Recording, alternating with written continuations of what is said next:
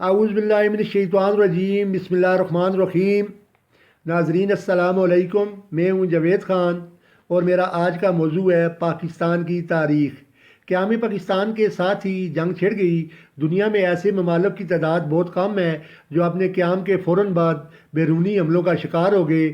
پاکستان بھی انہی ممالک میں سے ایک ہے۔ پاکستان کے قیام کو ابھی 2 ماہ ہی گزرے تھے کہ انڈیا نے کشمیر پر حملہ کر کے پاکستان کو ایک انچائی جنگ میں دھکیل دیا۔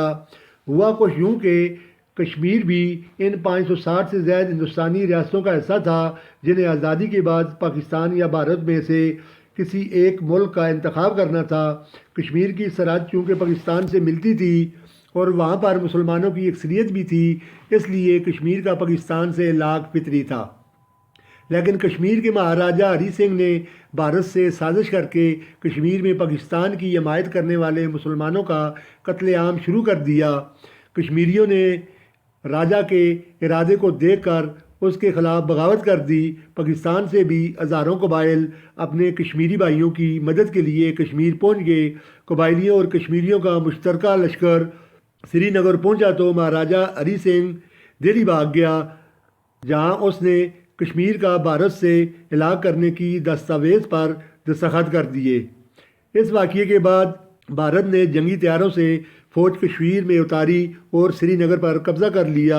اس وقت پاکستان کی وسائل سے محروم فوج برطانوی سربراہ جنرل ڈگلس گریسی نے قائد اعظم کے واضح احکامات کے باوجود کشمیر میں بھارت کا مقابلہ کرنے سے انکار کر دیا۔ تاہم بعد میں جب بھارت نے اپنا قبضہ جما لیا تو جنرل گریسی کو کشمیر میں فوج بھیجنے پر کوئی اعتراض نہ رہا، کیونکہ اب بہت دیر ہو چکی تھی۔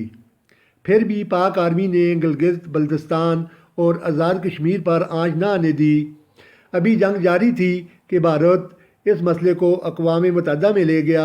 اقوام متحدہ نے کشمیر میں استصواب رائے کی قرارداد منظور کر لی، لیکن اس قرارداد میں ایک ناانصافی یہ کی گئی کہ بھارت کو جارِ قرار دینے کی بجائے الٹا پاکستان سے کہا گیا کہ وہ کشمیر سے فوج واپس بلا لے۔ قائد اعظم نے یہ قرارداد غیر منصفانہ قرار دے کر مسترد کر دی۔